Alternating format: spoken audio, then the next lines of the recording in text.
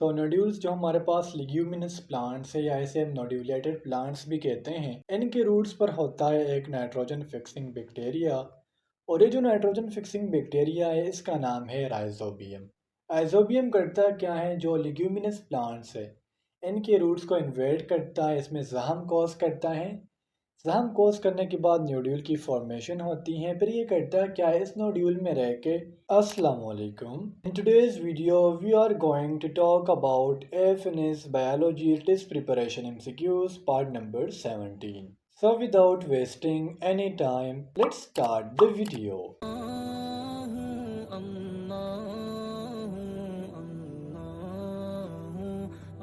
The first MCQ is dipeptides into amino acids are converted through blank. So first of all आप लोगों को ये पता होना चाहिए कि पेप्टाइड होता क्या है, फिर डाइपेप्टाइड्स क्या है। तो स्टूडेंट्स, अगर हम पेप्टाइड बॉन्ड की बात करें तो एक ऐसा बॉन्ड जो दो अमाइनो एसिड के दरमियान प्रेजेंट हो, से इसे हम पेप्टाइड बॉन्ड कहेंगे। तो पेप्टाइड बॉन्ड कहाँ पर प्रेजेंट होगा, ये प्रोटीन में प्रेजेंट होगा। अब अगर हम डाइपेप्टाइड्स की बात करें या फिर डाइपेप्टाइड बॉन्ड की बात करें, तो लेट्स से ये हमारे पास टू अमाइनो एसिड से आप इसको स्टॉप करके देख सकते हो। एक अमाइनो एसिड के सेंटर में हमारे पास होता है कार्बन एटम, एक साइड पर होता है अल्काइल ग्रुप, एक साइड पर हाइड्रोजन एटम, एक साइड पर कार्बोक्सिल ग्रुप और लास्ट साइड पर हमारे पास होता है हाइड्रोजन एटम। अगर मैं एक अमाइनो एसिड का एक जनरल स्ट्रक्चर ड्रा करूं तो वो कुछ यूं होगा। तो स्टूडेंट्स, ये हमारे पास एक अमाइनो एसिड है। अब डाइपेप्टाइड बॉन्ड बनेगा कैसा?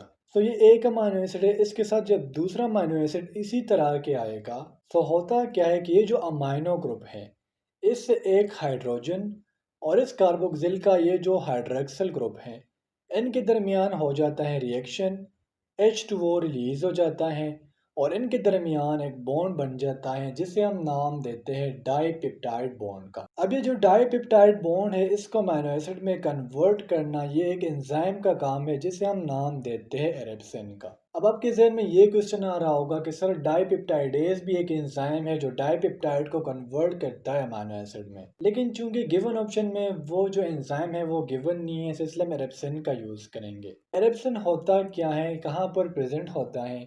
ये स्मॉल इंटेस्टाइन में प्रेजेंट है जो बेसिकली प्रोटीन इन नेचर है। और जब भी डाइपेप्टाइडेज को देखेगा तो इसकी ब्रेक डाउन करेगा अमाइनो एसिड में। MCQs number 2 is magnesium is present in which of the following. So here the correct option is option C, mean chlorophyll. अब मैं आपको समझाता हूँ कि क्लोरोफिल और हेमोग्लोबिन इन दोनों में फ़र्क क्या है। अगर हम हेमोग्लोबिन और क्लोरोफिल के स्ट्रक्चर को हटाए तो स्टूडेंट्स, हेमोग्लोबिन कहाँ पर प्रेजेंट है? ये ह्यूमन में प्रेजेंट है और क्लोरोफिल ये प्रेजेंट है प्लांट्स में। अब अल्लाह ताला के निज़ाम को देखे कि इन दोनों में सिर्फ ये फ़र्क है कि क्लोरोफिल के सेंटर में हमारे पास मैग्नीशियम है और यहीं पर अगर हम हेमोग्लोबिन के स्ट्रक्चर को देखें तो इसके सेंटर में हमारे पास होता है आयरन। तो यही एक एटम की वजह से हेमोग्लोबिन और क्लोरोफिल एक दूसरे से डिफरेंट है। अब क्लोरोफिल का फंक्शन क्या है प्लांट्स में? तो ये एक ग्रीन कलर का पिगमेंट है जो सनलाइट को एब्जॉर्ब करता है और इसको ग्लूकोज में कन्वर्ट करता है। इस तरह अगर हम हेमोग्लोबिन की बात करें तो ह्यूमन में प्रेजेंट है जो O2 की ट्रांसफ्यूजन करता है पूरी बॉडी में। MCQ number 3 is deficiency of which of the following causes chlorosis. So as we already discussed in MCQs number 2 that the basic structure of chlorophyll contain a magnesium atom. तो अगर हमारे plants में magnesium की कमी आएगी तो इससे होगा chlorosis. A question arise in your mind that sir what is chlorosis. तो ये हमारे पास एक क्लोरोटिक लीफ है। नॉर्मली लीफ किस कलर का होता है? सो आप कहेंगे सर ग्रीन कलर का।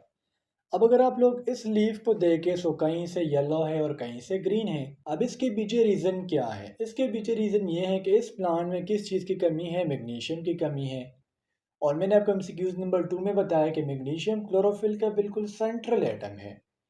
तो अगर एक प्लांट में मैग्नीशियम नहीं है तो इसका मतलब क्लोरोफिल नहीं बन रहा और जब क्लोरोफिल नहीं बनेगा तो लीफ का जो कलर है वो ग्रीन से येलो की तरफ जाएगा। MCQs number 4 is mastication is carried out by blank. Mastication होता क्या है? जब भी हम अपने मुंह में निवाला डालते हैं तो दांतों के जरिए इसको चबाना, छोटे छोटे पीस में कन्वर्ट करना, इसे हम नाम देते हैं मैस्टिकेशन का। और mastication is done with the help of teeth. अब टीथ के भी हमारे पास डिफरेंट टाइप्स है जो आपको पता होने चाहिए। जो हमारे फ्रंट के टू टीथ होते हैं, इसे हम नाम देते हैं इंसिजर्स का।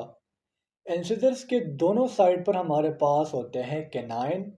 फिर कैनाइन के बाद आते हैं प्री मोलर और लास्ट के हमारे पास जो टीथ होते हैं इसे हम नाम देते हैं मोलर टीथ का। अब अगर हम गिवन ऑप्शन में बात करें तो स्टूडेंट्स बाज़ औक़ात ये एमसीक्यूज आ जाता है कि हर्बिवोर्स में कौन सा टीथ एब्सेंट होता है, तो फिर आपने बताना है कि हर्बिवोर्स में कैनाइन जो टीथ है ये एब्सेंट होता है। एमसीक्यूज नंबर 5 इज बक्सीनिया इज अ पैरासिटिक ब्लैंक। तो बक्सीनिया हमारे पास क्या है, ये बेसिकली एक फंगस है और फंगस आप लोग जानते होंगे कि हमारे पास ऐसे हेट्रोट्रॉपिक ऑर्गेनिज्म है जिसका जो मेन बॉडी स्ट्रक्चर होता है वो तलाई होती है। पक्सीनिया करता क्या है, ये रस्ट को काज करता है। रस्ट जस्ट लाइक जो जंग होती है ना हमारे स्टील के ऊपर, मेटल्स के ऊपर, तो ये करता क्या है, जो हमारा वीट है और कॉर्न है उसको इन्फेक्ट करता है और उसमें एक डिजीज काज करता है जिसे हम रस्ट या स्मट का नाम देते हैं। MCQs number 6 is an illness which largely affects girls usually just after the onset of puberty. So first of all you have to know that what is puberty. Being a female आप लोगों को puberty का पता होना चाहिए। puberty अगर मैं simply आपको उर्दू में कहूँ तो बालिग होने को हम puberty कहते हैं। अगर हम बायोलॉजिकल टर्म की बात करें तो बायोलॉजी में इसे puberty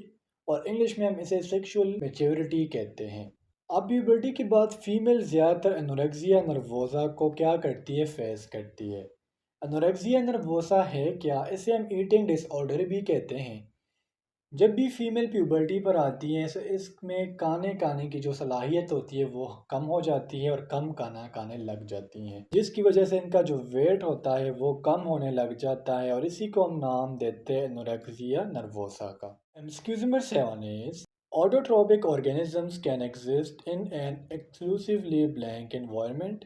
So autotrophic organisms plants है, algae है, bryophytes है and so on, जो इनऑर्गेनिक चीज़ों को कन्वर्ट करते हैं ऑर्गेनिक चीज़ों में और अपना खुराक खुद तैयार करते हैं। गिवन ऑप्शन में इसका जो करेक्ट ऑप्शन है वो है option B, mean inorganic. Autotrophic organism जो है वो इनऑर्गेनिक एनवायरनमेंट में रहते हैं। कैसे, आपको फोटोसिंथेसिस के अमल का पता होगा जिसमें carbon dioxide plus H2O combine होते हैं।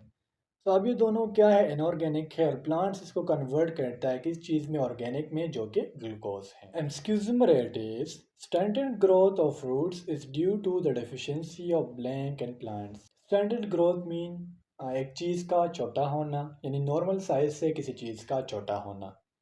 अब प्लांट्स में जो स्टंटेड ग्रोथ है इसके लिए एक एलिमेंट्स रिक्वायर्ड है जो है फास्फोरस, और फास्फोरस के अलावा जो सेकंड एलिमेंट है जो रूट की ग्रोथ को रिड्यूस करता है वो है नाइट्रोजन।